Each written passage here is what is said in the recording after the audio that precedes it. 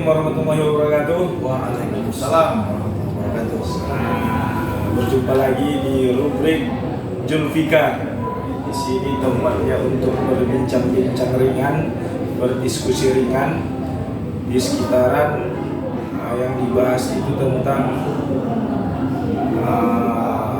sosial masyarakat yang terjadi saat ini atau sebelumnya. Pembahasan kami tak berat-berat ya Bang, ya untuk supaya semua menikmati ini. Jadi hari ini Bang Jol yang ingin saya bincangkan itu hal yang lagi viral. Apa itu? Yang sebelumnya sudah kita bahas di video sebelumnya itu tentang Blodes. Tapi ini saya membandingkan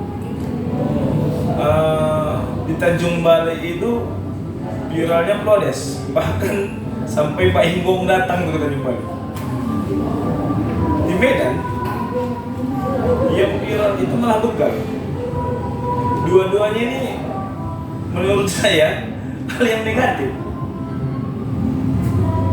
Jadi padahal Medan Tanjung Balai itu jaraknya bukan terlalu jauh, tapi ada dua hal yang negatif yang menonjol di kalangan remaja pemuda saat ini di dua kota itu. Jadi membahas tentang itu, kemana yang hari ini kita ceritakan dua hal ini? Berdatang. ini kan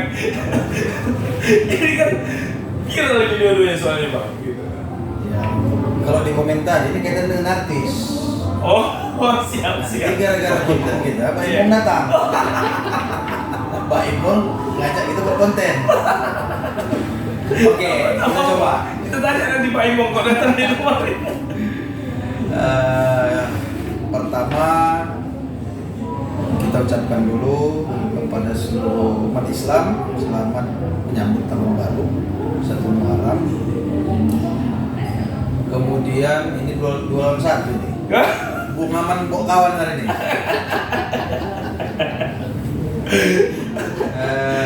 Terkait masih topiknya kenakalan remaja ya, kenakalan remaja. Jadi memang di Tanjung Balai hari ini yang marak itu Lodes. Saya pun tak tahu ini Lodes ini maksudnya ini apa ini. Tapi yang jelas pelakunya ini adalah penipuan online ya. Macam-macam elemennya nih. Nah, ada giveaway dari artis tertentu, kemudian travel, perjalanan wisata religi, ada yang umroh, kemudian ada lagi modus-modus yang baru itu salah transfer. Nah, salah transfer sehingga si pengirim minta dikembalikan. Kemudian tadi di Medan yang marak kejahatan remaja itu begal. Ya. Kenapa ini bisa terjadi? Banyak faktor. Ya, banyak faktor. Tapi kalau kita ulas dari sisi remajanya, mungkin lebih enak kalau kita kaitkan dengan kita kembali dulu ke masa lalu pada saat kita remaja. Bung Aman udah orang tua. Apa itu? Udah dua anak. Mbak Titi pun udah ya. Jadi kita kembali dulu ke masa remaja. Jadi pada masa remaja semua kita pasti pernah melewati fase di mana kita mau mencari jati diri kita. Bedanya pada saat kita remaja mungkin teknologi belum terlalu canggih. Masa saya remaja mungkin HP masih monoponik, masih tulalin, ya kan? Kemudian di belakang dikasih lampu radiasi, itu action. Jadi sengaja yang di telepon itu 888 supaya hidup lampu radiasi. Jadi informasi itu masih minim kita dapatkan. Kemudian akses kita untuk melihat sesuatu itu masih berfokus pada TV pada saat itu. Belum banyak sumber informasi, baik itu berbentuk surat kabar maupun tayangan, itu masih dapat kita hanya di TV. Nah, bedanya sekarang dalam genggaman semua informasi itu dapat, baik itu informasi tertulis maupun visual. Nah, jadi ini kan jadi sebuah tren. Kalau kita bilang penipuan itu dulu tidak ada, tidak. Dari dulu ada penipuan. Kalau kita bilang aksi kejahatan remaja yang menjurus kepada kriminal itu dulu tidak ada, itu ada. Hanya namanya yang berbeda, ya kan? Kemudian caranya yang berbeda. Kalau dulu mungkin marak itu geng motor, diawali dari tawuran lah. Ya kan, anak-anak cabut sekolah, kemudian antar sekolah A dengan sekolah B melakukan aksi tawuran, kemudian berlanjut lagi naik jadi geng motor yang konvoy. Awalnya hanya konvoy, tapi mungkin ada kelompok-kelompok remaja lain yang coba memancing, akhirnya terjadi aksi baku hantam. Tapi dulu mungkin tingkat keberanian anak-anak remaja ini membawa peralatan, apakah itu senjata tajam, itu minim. Lebih banyak dulu mungkin tangan kosong atau bermodal material yang dapat pada saat kejadian, yaitu batu, kayu, pinggang. Nah, kalau sekarang mungkin sudah lebih berani, ini dibawa nih senjata-senjata tajam, baik itu celurit, kelewang, parang dan sebagainya. Nah, apa yang membuat itu meningkat? Apa yang membuat itu jadi marak? Itu tadi, anak-anak ini kan nonton, anak-anak ini kan melihat. Begal ini sebenarnya udah lama cerita begal ini, cuman baru hitsnya sekarang. Sama dengan penipuan tadi, udah lama ini penipuan ini, ya kan? Tapi hitsnya kita nyoba sekarang. Kenapa? Karena pelakunya anak remaja. Apa yang salah? Yang salah itu adalah anak-anak ini tidak mendapat media, tidak mendapat tempat, tidak mendapat pembimbingan, baik itu dari keluarga, sekolah dan masyarakat. Ini bukan hanya tugas keluarga, bukan hanya tugas orang tua, bukan hanya tugas sekolah, tapi lingkungan masyarakat. Lingkungan masyarakat hari ini pun tidak open dengan persoalan remaja ini. Jadi bibit-bibit itu muncul tidak langsung dibendung. Mungkin kalau dulu, mungkin saya ingat waktu saya masih remaja, saat kami ngumpul-ngumpul pas azan maghrib, orang-orang tua yang berada di lingkungan itu ngusir pulang, udah maghrib, pulang. Kalau sekarang kan tidak, dibiarkan. Mau sampai jam 12 malam, jam 1 malam kumpul, apakah itu di gang, ya kan, atau di bok, ya, di tempat-tempat tertentu, itu tidak ada yang mengawasi lagi, dibiarkan. Jadi ini bibit-bibit kecil yang sengaja dibiarkan sebenarnya. Kita sengaja, ya. Sebenarnya kita tahu karena tadi kita pernah melewati masa remaja, tapi kita biarkan, kita abaikan, kita anggap itu menjadi hal yang biasa. Sementara informasi itu terus masuk ke anak-anak remaja ini. Mereka menonton, di kota A misalnya, udah begini ya, mereka termotivasi. Kita coba, gitu kira-kira.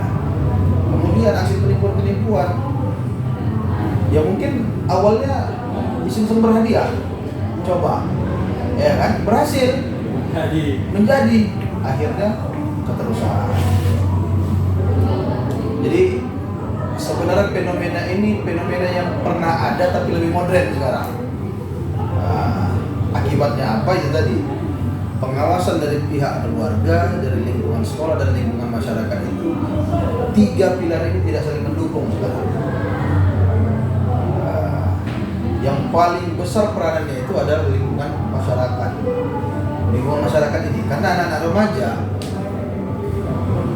kalau tak dikasih oma ayahnya keluar, pasti sudah bergaduh di rumah. Sekolah udah lepas peranannya, karena rata-rata mainnya malam. Nah, siapa yang paling punya peranan penting mengontrol ini? Lingkungan masyarakat. Nah, bahkan lingkungan masyarakat sekarang pun sudah abai dengan persoalan itu. Ini kan Bang, yang Abang jelaskan, ini memang mayoritas di masyarakat perkotaan. Karena saya sendiri kalau misalnya ke perkampungan,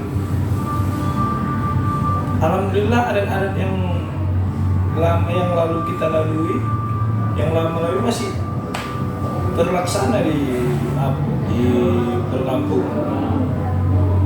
Apakah karena adanya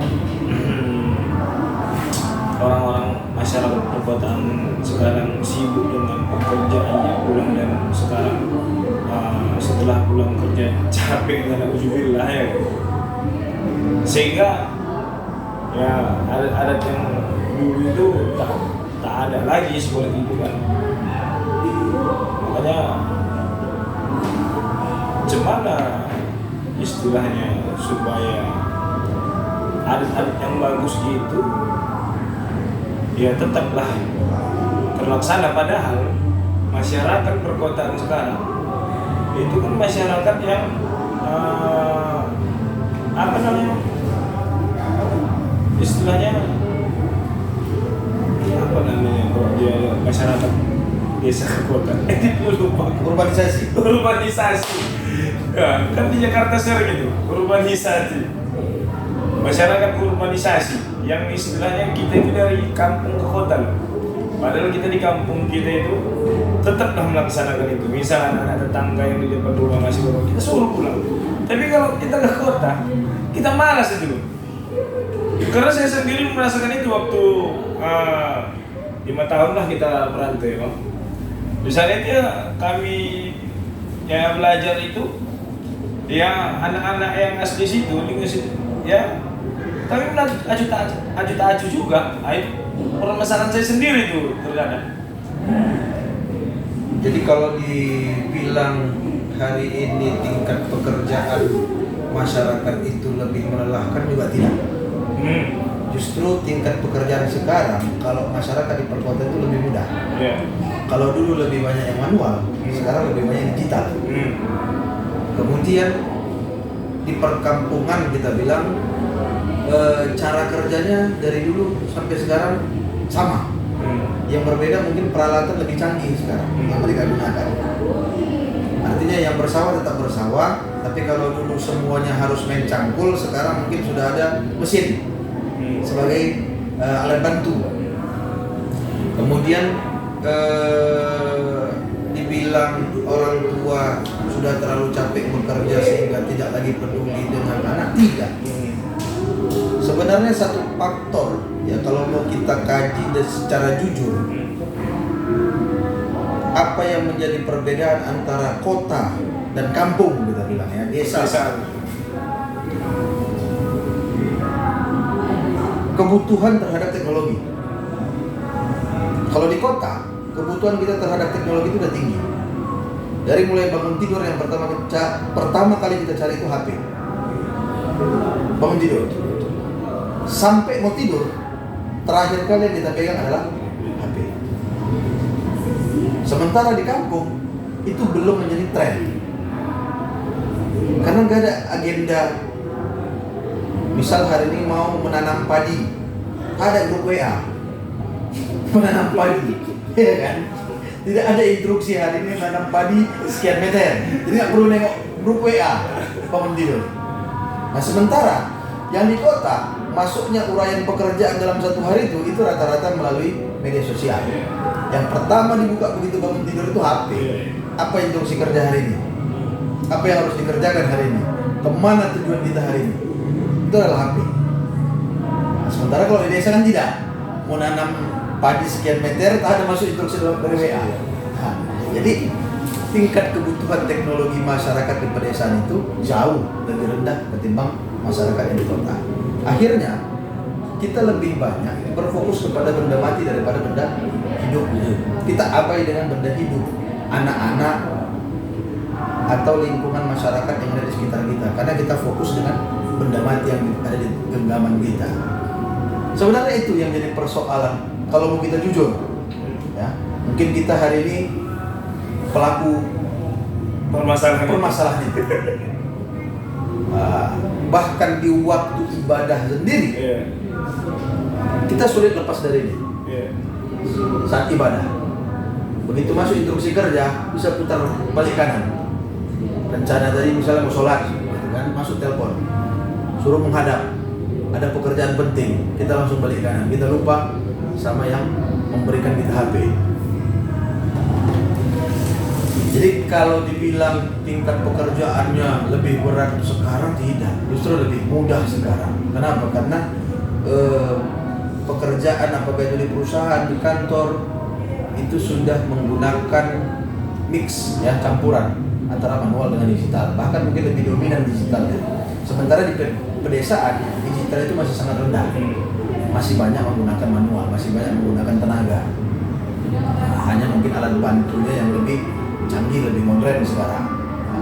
Jadi wajar kalau mereka tidak terlalu butuh dengan handphone. Nah, mungkin kalau kita punya keluarga di kampung, ada jam-jam tertentu kita bisa telepon. Tidak bisa setiap saat 24 jam kita telepon. Sementara kalau kita 24 jam kita bisa telepon. Artinya apa? Handphone, smartphone standby dalam genggaman selama 24 jam. Bahkan yang di samping kita tidur, kalau istri kita tak di samping kita carian, tapi kalau HP nggak di samping kita carian. Anak kita tak di samping kita tak carian, tapi kalau handphone tak di samping kita carian. Sampai segitunya lah. Sampai segitunya. Berat pengaruhnya. Berat. Nah, jadi dari mulai kita mau tidur sampai bangun tidur, ya ini yang merusak kita. Tapi kita bilang ini merusak, inilah sumber pencaharian kita. Jadi pergeseran nilai, ya, ada pergeseran nilai. Hari ini pergeseran nilai itu didominasi oleh teknologi. Nah, jadi memang di rumah pun kita begitu pulang kerja, kita malas lagi berinteraksi keluar rumah, bergaul dengan masyarakat, karena sudah apa? Udah asik main handphone di rumah. Bahkan anak belajar, kita suruh anak belajar, awal-awal 5 menit pertama kita dengarkan anak belajar. Habis itu, iya, tapi fokus kita sudah terus ke HP. Cuman cocok kira-kira, pas kira-kira. Kalau itu yang jadi persoalan utama. Iya. Kalau saya sih memang itu salah satu faktor yang mempengaruhi yang sangat besar. Persoalan hal-hal yang negatif sekarang ini kan. Jadi dulu seingat saya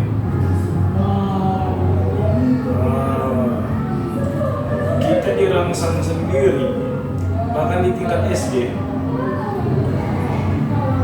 SMP, bahkan di SMA. Walaupun zaman SMA saya udah ada tuh handphone, apa itu? Poliponik. Iya, masih poliponik. Iya, handphone pun Nokia masih, yang Nokia saya ingat dulu 6030. Tapi zaman itu pun ada namanya Nokia apa? Nokia yang udah ada gamenya. Tapi di sekolah itu dirangsang, itu pedang-pedang itu jual main-mainan, sehingga pedang-pedang main-mainan itu banyaklah laku. Sekarang saya lihat di SD itu kan,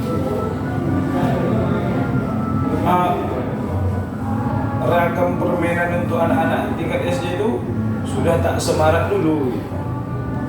Itulah mungkin karena pergeseran nilai yang Anda bilang itu kan.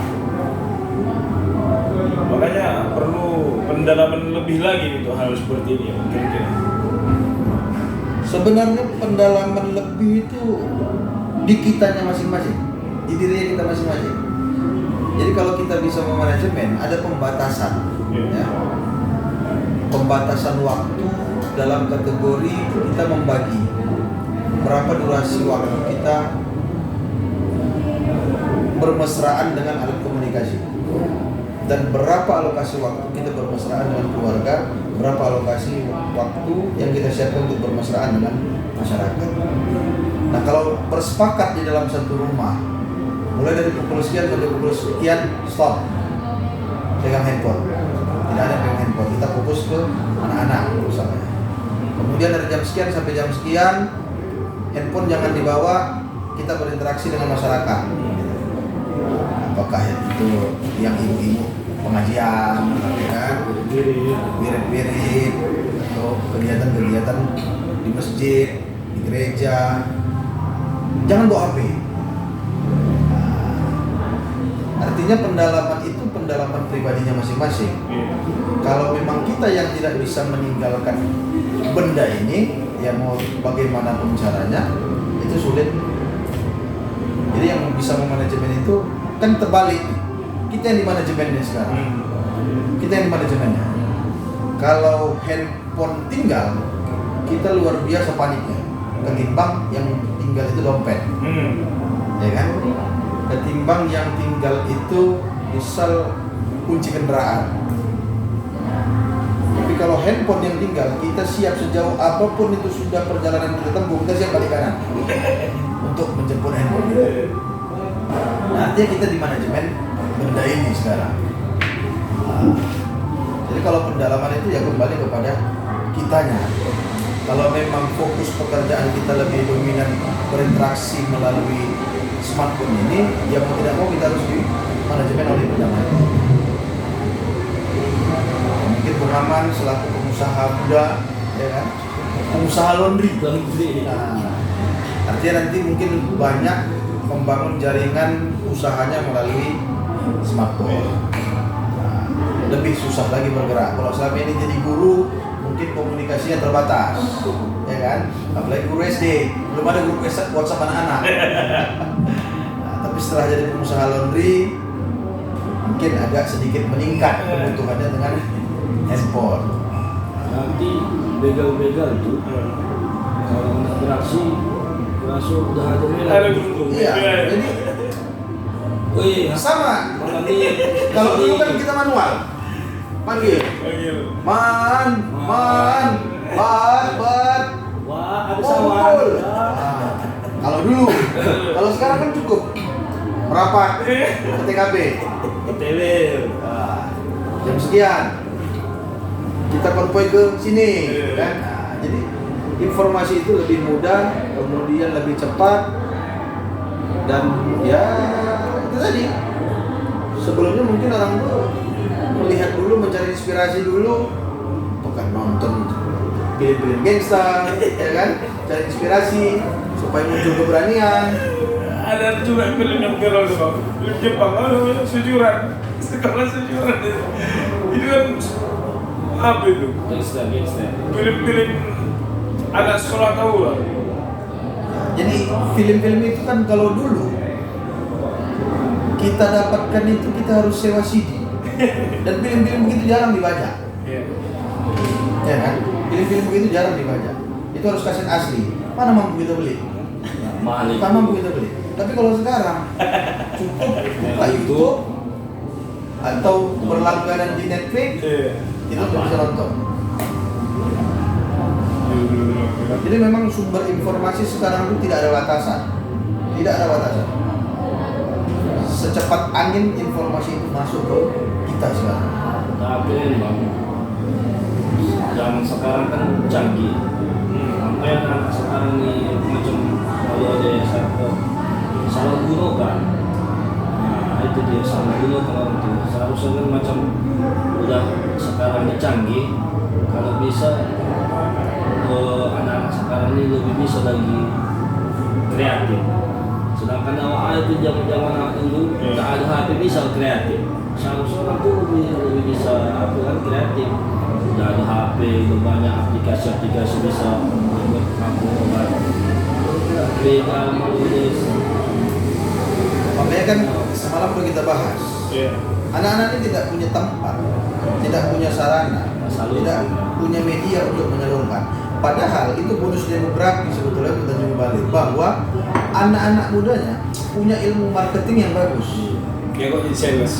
Jago jadi sales, memasarkan produk, sehingga bisa orang terpedaya, mempercayai pesan-pesan yang disampaikan dan berani mengirimkan uang. Ini kan hebat.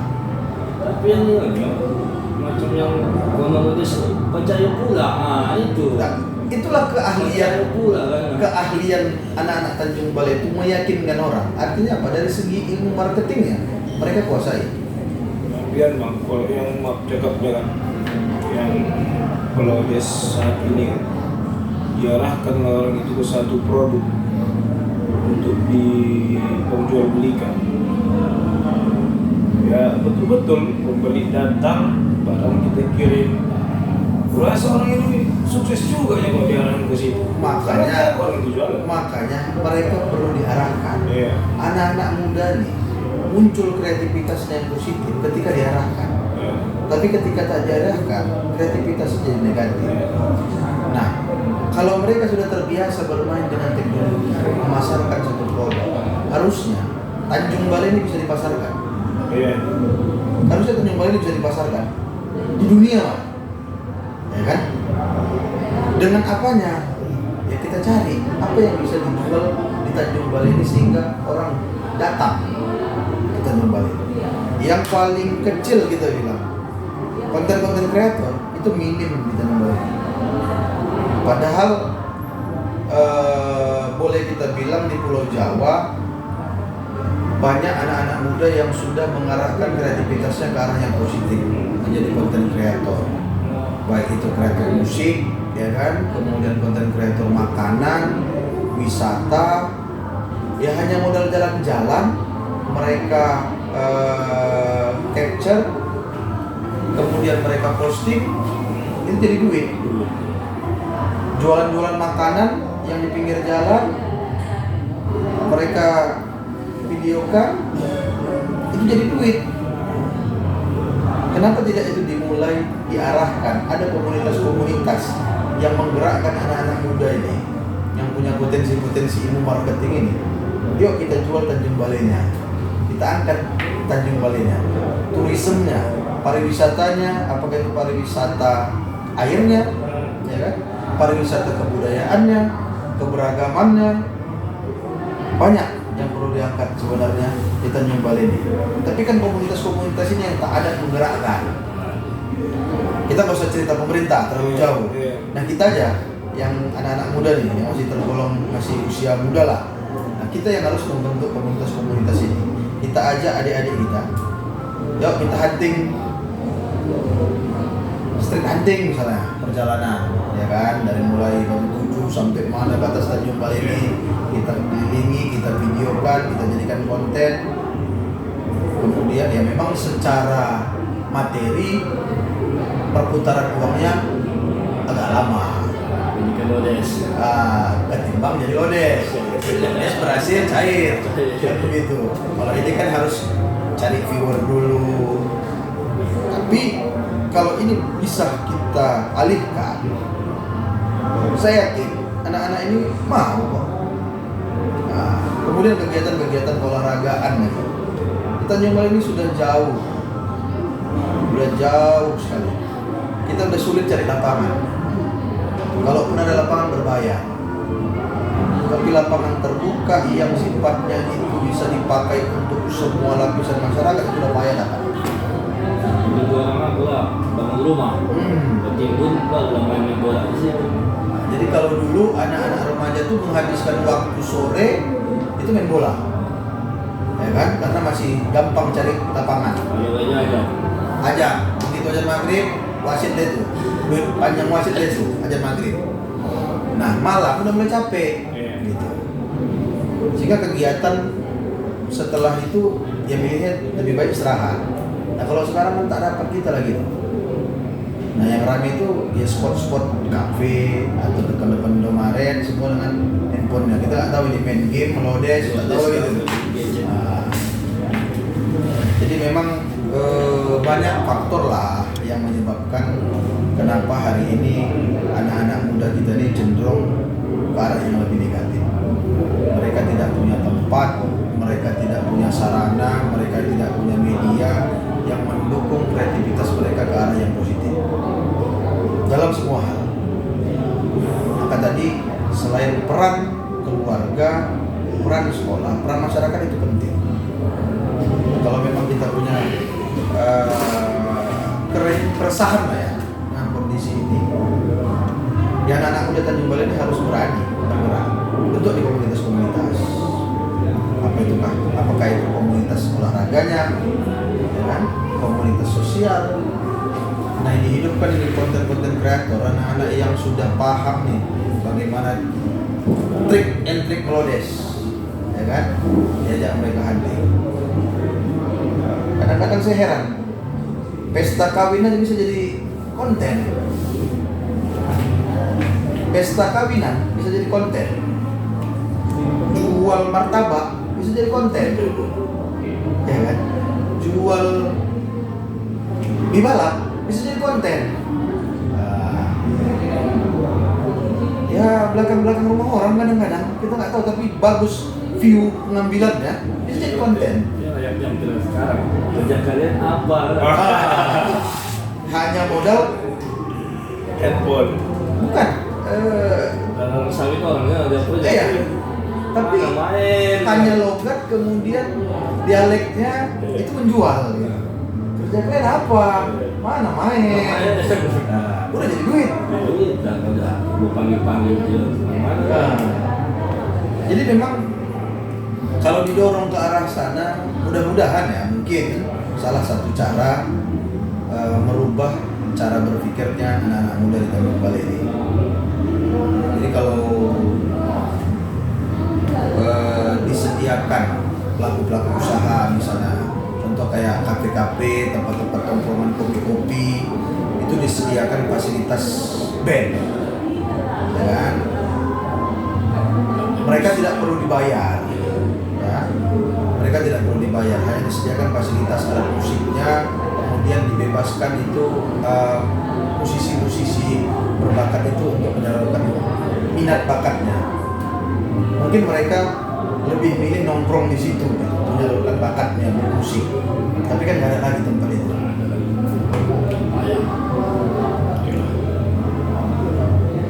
Cukup kira-kira untuk hari ini. Muhammad, udah puas kira-kira? Jadi untuk sebuah fenomena yang viral hari ini, mungkin itu sedikit diskusi dari rubrik Zulfikar. Mungkin kawan-kawan yang di media nanti Bang ada juga untuk tanggapan, masukannya, Boleh. pendapatnya untuk yang kita bahas tadi, fenomena Melodes di Tanjung Balai yang viral dan fenomena begal di Medan dan viral juga. Nah, ini dua hal viral yang negatif.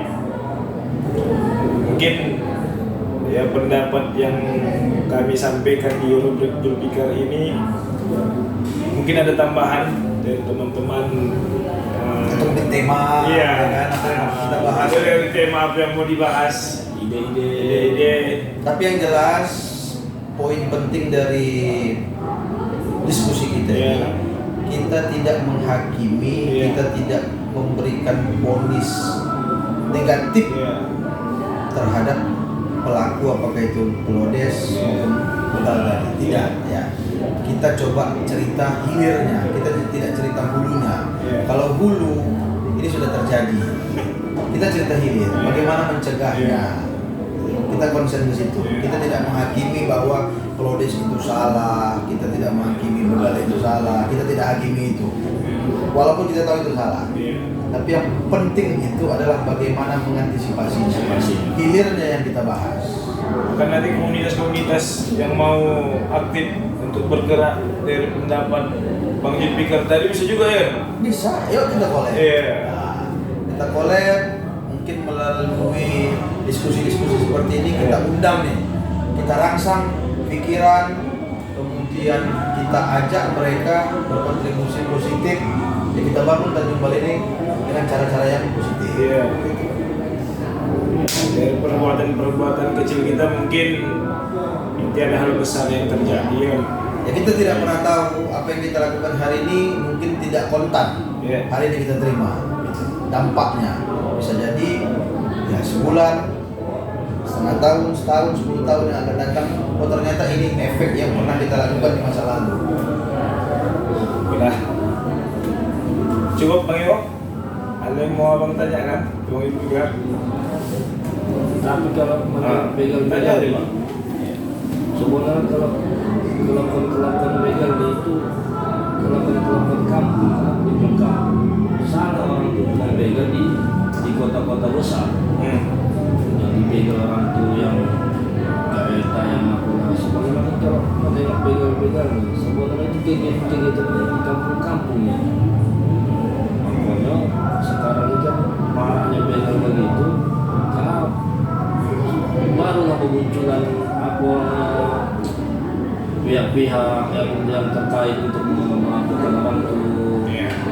Si yang sekarang tadi baru nengok yang di set Kodam udah apa kan. Pokoknya kita di begal nih kegiatan di kampung-kampung itu, tapi salah buat. Nah, di kota-kota besar pula di orang itu kan macam-macam pada sungai. Memang tergantung kita lah itu yang menyikapinya. Makanya kan yang dibilang banyak tadi, bukan hanya orang tua yang melakukan, orang tua bukan hanya sekolah guru yang di sekolah melakukan. Jadi kan kita pun sebagai masyarakat ini untuk perhati bisa apalah istilahnya khusus untuk memperhatikan anak-anaknya. Karena kalau bukan kita yang mengapakan orang tua, siapa lagi? Karena orang yang bakal menjadi penerus nanti kan. Yang jelas ini jarang terprogram kegiatan-kegiatan kejahatan yang dikerjakan anak-anak muda lah ya, yang usianya masih di bawah 20-an tahun. Mungkin kita dulu ingat bulan puasa ada istilah asmara subuh. Nah, kan asmara subuh, habis sahur pakai sarung, pakai peci, tapi tak masjid, kumpul. Nah, kadang-kadang datangnya inspirasi itu di tempat.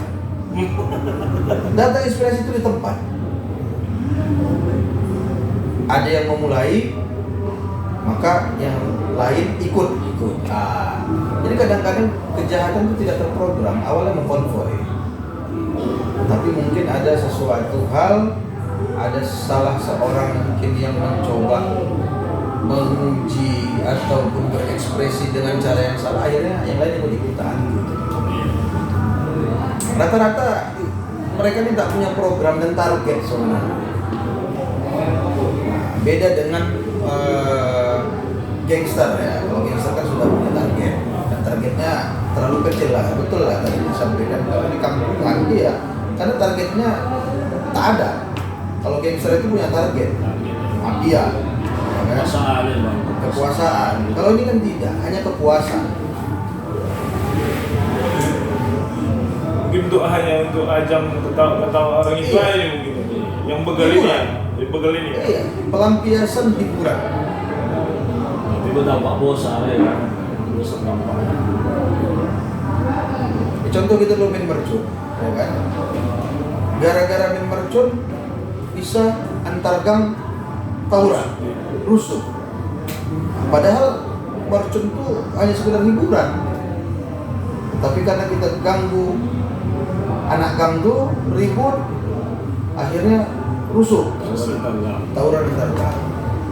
Pada pelampiasan awalnya, pelampiasan hiburan.